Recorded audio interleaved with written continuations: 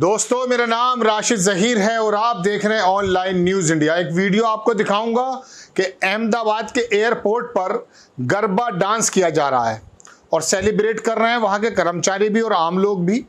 सवाल उठ ये रहा है ट्विटर पर और सोशल मीडिया पर कि एक महिला के नमाज पढ़ने पर हंगामा हो जाता है, पुलिस की इन्वेस्टिगेशन बैठ जाती है, चाहे वो किसी बेसमेंट में पड़ी जा रही हो या अस्पताल के किसी कोने में, तब तो बड़ी प्रॉब्लम्स हो जाती हैं। लेकिन गरबा डांस एयरपोर्ट के अंदर किया जाता है और वहाँ के एम्प्लॉयज़ भी शामिल होते हैं, तब कोई इशू नहीं होता है।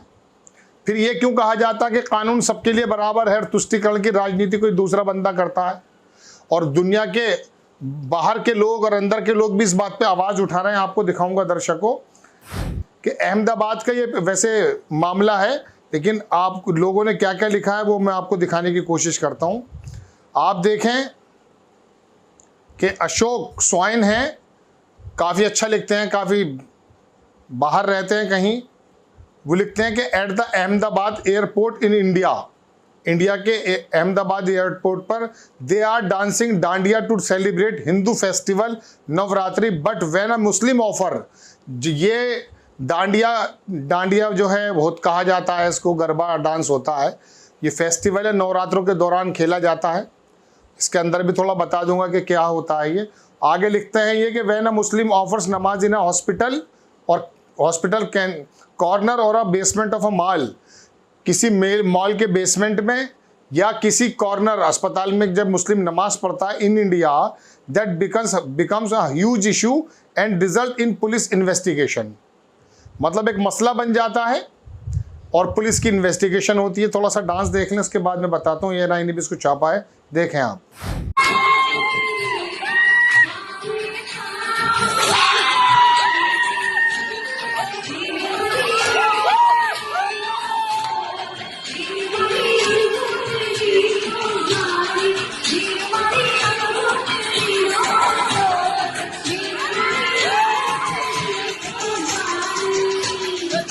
देख लिया आपने दर्शकों।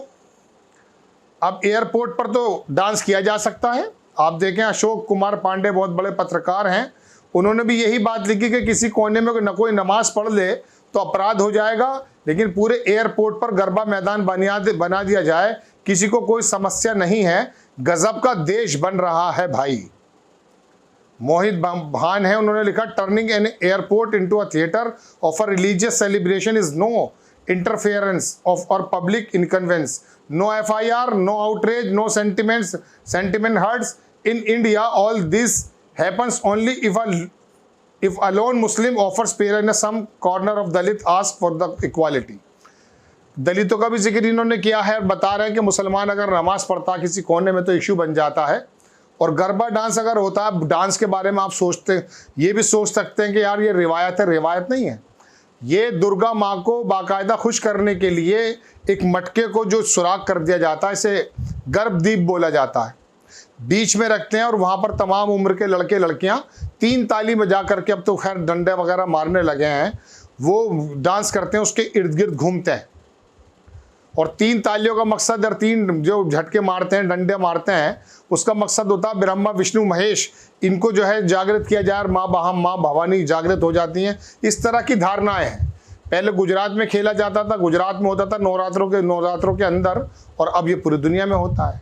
एयरपोर्ट के अंदर हंगामा मचा देते हैं, खूब डांस करते हैं, खूब ज़्यादा अपनी भक्ति में लीन हो जाते हैं। ये बात अलग है, डांडिया डांस हो गया और दुनिया भर की नाइट बन गई है, डांडिया नाइट्स वगैरह।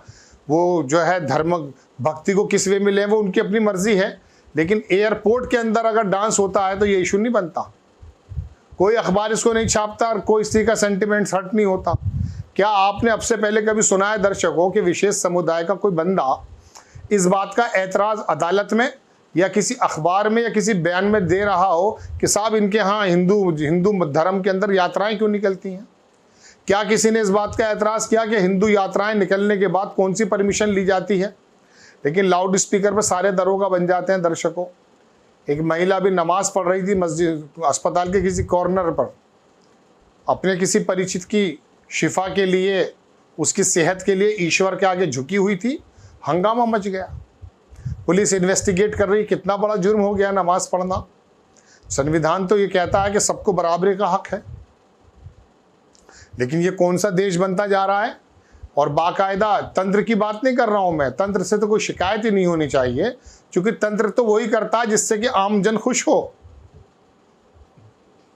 ऐसा समाज बना दिया गया भारत के अंदर कि नमाज पढ़ना जुर्म दिखाई देने लगा है, जबकि आपको वो टाइम याद होना चाहिए, और अब भी है, कि हिंदुस्तान के जितने मज़ारात हैं, मज़ारात जहाँ पर ये औली अल्लाह जो है पड़े हुए हैं, लेटे हुए हैं, इनके मज़ार हैं, इसके अंदर तमाम धर्मों के लोग जाते हैं, चादर चढ़ाते हैं, अपनी आस्था प्रकट करते हैं, किसी को कोई प्रॉब्लम नहीं है। लेकिन अब शायद मेरे ख्याल से आने वाले समय में भारतीय जनता पार्टी के नेता या ध्रुवीकरण की जो राजनीति करना चाहते हैं, वो किसी मज़ार पे अगर उनकी आस्था भी होगी तो जाते हुए डरेगा कहीं उसके ऊपर मुसलमान होने का तमगा ना लग जाए। एयरपोर्ट पे डांस कर लेंगे वो लोग, हंगामा कर लेंगे, पूरा म्यूजिकल बना देंगे उसको, लेकिन चुपचाप शांति के साथ 5 से 10 मिनट अगर नमाज पढ़ी जाती है तो लुल्लू मॉल जो है हंगामा बन जाता है।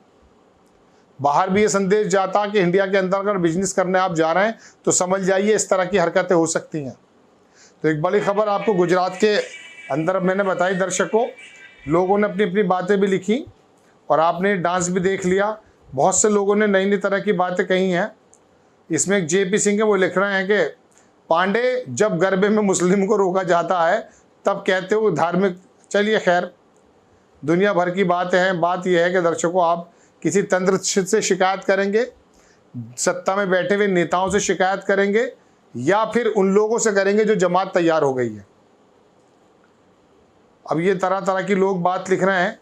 मुझे तो सिर्फ समझ में ये नहीं आता कि रमज़ान जब आता है तो इंग्लैंड का जो है सांसद हो या अमेरिका का हो, वहाँ के प्रेसिडेंट उसको विशेष करते हैं, अपने यहाँ रोज़ा अफ्तार देते हैं।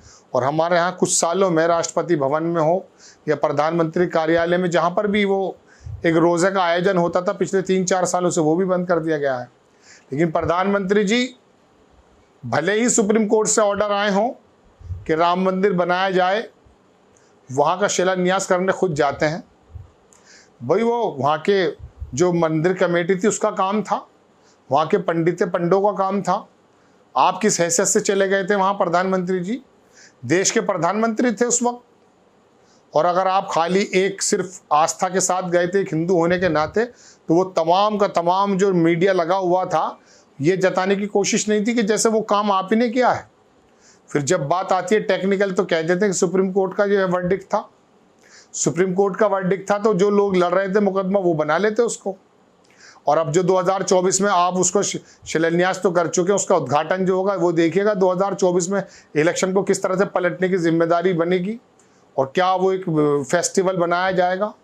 देश के चलाने वालों क्या ये भूल गए कि उनको सब लोगों की आस्था का ख्याल रखना चाहिए? देश के प्रधानमंत्री या मुख्यमंत्री का ये काम है। क्या आप ये कहिए कि हाँ साहब मेट्रो का मैं वो करने जा रहा हूँ, एक योजना है उसका जो है उद्घाटन करने जा रहा हूँ, लेकिन बहरहाल नमाज पढ़ने पर हंगामा हो जाता है, एयरपोर्ट पे गरबा डांस हो जाता, कोई प्रॉब्लम नहीं है। यही वो भारत है जिसके बारे में लोग बताते हैं, उनको कह दिया जाता कि एंटी नेशनल है। आपको खबर कैसी लगी? अपनी राय कमेंट्स बॉक्स में ज़रूर दीजिए। चैनल को सब्सक्राइब कीजिए, शेयर कीजिए। नेक्स्ट टाइम किसी खबर के साथ आता हूँ। जय हिंद। इस खबर को अभी लाइक करें, शेयर करें, अभी चैनल को सब्सक्राइब करें और घंटी जरूर दबाएं।